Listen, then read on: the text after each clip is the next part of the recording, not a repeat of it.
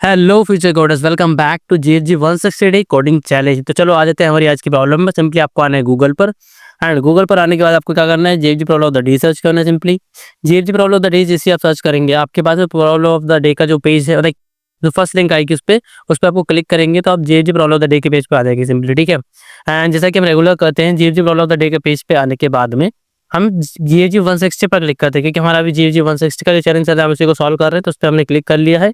फिर start course का हमारे पास एक ऑप्शन आ रहा होता है। स्टार्ट कोर्स पर हम जैसे ही क्लिक करते हैं, ये जो 160 की प्रॉब्लम वाले पेज पर हम आ जाते हैं। ठीक है, यहाँ पे हमें सारी प्रॉब्लम शो कर रही होती है, एंड जैसे हमें भी रेगुलर कर रहे हैं वो हमारी परफेक्ट सम की प्रॉब्लम है। ठीक है, एंड जैसे कोई अपडेशन आता है तो नीचे यहाँ पे हमारी नेक्स्ट वाली जो टाइप होगी उसकी प्रॉब्लम आ जाएंगी। ठीक है, उस पर हमें कंटिन्यू करना है। मैंने यहाँ पे अभी मैं इसका रिज्यूम पे क्लिक कर लेता हूँ, फिर आपको आगे बताता हूँ और चीज़ें। जैसे यहाँ पे हमारे पास में और भी चीज़ें डैशबोर्ड पर आप जैसे क्लिक करेंगे तो यहाँ पे दिखाएगा आर्टिकल्स हैं, वीडियोस हैं। तो ये सारी चीज़ें भी आपको कंप्लीट करनी है। मैं अपने दूसरे अकाउंट से कंप्लीट करता हुआ चलता हूँ। सो आप लोगों को भी कंप्लीट करना है, तभी आपका कोर्स जो चैलेंज है वो कंप्लीट माना जाएगा। ठीक है, प्रोग्राम वाले ऑप्शन पे मैंने क्लिक कर लिया है। डे 62 की जो वीडियो है लॉन्गेस्ट सवेरे विद सम के, उस पर हमने क्लिक कर लिया है। प्रॉब्लम वाले ऑप्शन को हमने साइड कर दिया है। ठीक है, सबसे पहले प्रॉब्लम स्टेटमेंट पढ़ लेते हैं, एक्चुअली प्रॉब्लम है क्या। ठीक है, given an array ARR containing integers, ठीक है, and an integer k, your task is to find the length of longest sub-array where the sum of its element is equal to the given value k. If there is no sub-array with sum equal to k, return 0। ठीक है, समझ गए। ये ऐसा सब-array हमें find out करना है जिसका जो सम है वो k होना चाहिए, जिसके जितने भी एलिमेंट हैं सबका समेशन कितना होना चाहिए, k होना चाहिए। और एज अ लॉन्गेस्ट हमको सवेरे पाउंड को फाइंड आउट करना हमारे एरे के अंदर। ठीक है, एग्जांपल देख के समझते थोड़ा सा इसको। यहाँ पे हमारे पास एरे ये दिया होता है, के वैल्यू 15 दी हुई थी। अब यहाँ पे हमें आउटपुट 6 आया, कैसा है वो भी आप चेक कर सकते हैं। यहाँ पे हमारे 5 to 7 1 इनका समीशन कितना था, 15 आ रहा था। 10 and 5 का 15 आ रहा था।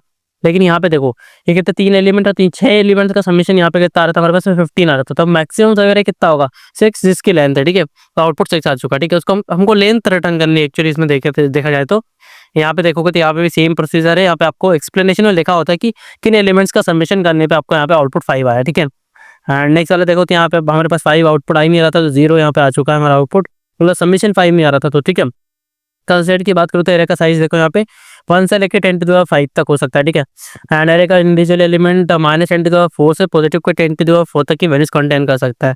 एंड के की जो वैल्यू -10⁹ से पॉजिटिव के 10⁹ तक हो सकती है। ठीक है, तो अब यहाँ पे राइट साइड पे अभी 1 मिनट और टॉपिक टेक वगैरह देख लेता हूँ मैं, क्या है arrays, hash, map, data structure, मतलब परफेक्ट सम के लिए हम हैश वगैरह यूज़ कर सकते हैं। यहाँ पे कॉम्प्लेक्सिटी की बात करूँ तो यहाँ पे ऑर्डर ऑफ एन में सॉल्व कर लेंगे, इस पे भी ऑर्डर ऑफ एन लगने वाला। ठीक है, राइट साइड पे कोई ऑर्डर पे आया, मैं बात करके इसको सॉल्व करना कैसे है। सबसे पहली चीज़ क्या करेंगे, हम एक अनऑर्डर मैप बना लेंगे। ठीक है, अनऑर्डर्ड अंडरस्कोर मैप बना लिया मैंने। ठीक है, अब अनऑर्डर मैप बना के रहे, इसका नाम देख के आप समझ जाएंगे। ठीक है, यहाँ पे मैं क्या करूँगा, परफेक्ट सम रखूंगा। ठीक है, मैं इसको शॉर्ट में रख लेता हूँ, ये परफेक्ट सम, मैंने इसका नाम रख लिया। परफेक्ट सम क्या होगा कि जैसे जैसे हम एलिमेंट के आगे बढ़ते जाएंगे ना, उनका जो सबमिशन आएगा वो हम इसमें स्टोर करते हुए जाएंगे। ठीक है, उससे होगा क्या, क्योंकि जब मैं आगे जाऊँगा तो करंट सम में से मैं के को माइनस करूंगा, फिर चेक करूंगा कि पीछे ऐसा कोई सम आया था क्या। अगर आया होगा तो वहां से लेके यहाँ तक का जो इतना भी सबमिशन होगा वो क्या होगा, के बराबर हो जाएगा। ठीक है, सिंपल सा लॉजिक है। हम यहाँ पे देखो इंट, यहाँ पे एक और मैं क्या वेरिएबल बनाता हूँ, अभी करंट सम हमारा क्या चल रहा है वो बना लेंगे हम। ठीक है, तो उसके बाद में हम जो मैक्सिमम लेंथ लेने वाले हैं, ठीक है, कि मैक्सिमम लेंथ हमारा आउटपुट क्या रहने वाला है वो भी हम यहाँ पे वेरिएबल बना लेते हैं। और सिंपल हमें यहाँ से एक लूप रन कराना होगा हमारे जितने भी एरे के एलिमेंट हैं सब पे। तो int i = 0 and i less than array dot size. ठीक है, array dot size then semicolon i++। ठीक है, ये हमने ले लिया। इसके बाद में हमें क्या क्या करना है, सबसे पहले तो मैं करंट सम जो आएगा उसमें प्लस इक्वल करूंगा क्या, एरिया को, एरिया ऑफ आई। पहला एलिमेंट हमने जिस भी एलिमेंट पे हम उसको पहले करंट सम में ऐड ऑन करेंगे। ठीक है, उसके बाद हम यहाँ पे क्या चेक कर रहे होंगे कि अगर हमारा करंट सम, ठीक है, इफ वाली कंडीशन हम चेक करेंगे कि इफ करंट सम, ठीक है, करंट सम इक्वल टू के हो जाता है। ठीक है, इसका मतलब क्या है कि हमारी मैक्सिमम लेंथ हमें यहाँ मिल रही है, क्या है वो, i+1, 0 से लेके i+1 तक की पूरी हमारी लेंथ आ जाएगी। ठीक है, सेकंड चीज यहाँ पे एक और वाली कंडीशन लगा के हम क्या चेक करेंगे कि हमारा जो प्रीफिक्स सम है, ठीक है, प्रीफिक्स सम डॉट फाइंड, इसमें हम फाइंड क्या करेंगे कि हमारा जो करंट सम है, जैसे मैंने बताया था कि प्रीफिक्स सम बनाने का फायदा क्या हो रहा है, तो यही हो रहा है।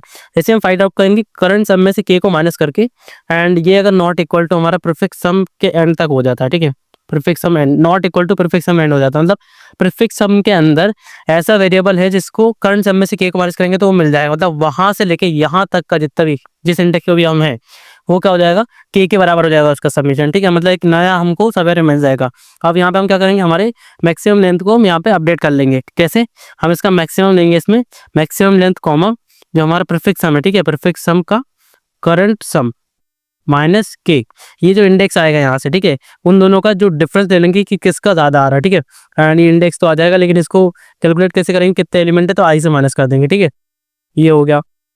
देन यहाँ पे एक और चीज़ कंडीशन लगा लेनी है हमें, वो क्या हो गया हमारी, अगर प्रीफिक्स सम डॉट फाइंड करंट सम, ठीक है, प्रीफिक्स सम डॉट फाइंड करंट सम, तो करंट एस जो मैंने वेरिएबल बनाया वो, अब इक्वल टू प्रीफिक्स सम के एंड से हो जाता है, ठीक है, एंड प्रीफिक्स सम के एंड से हो जाता है। तो आपको यहाँ पे अंदर आके करना क्या है, सिंपली आपको क्या करना है, इसको अपडेट कर लेना, prefix sum of current some.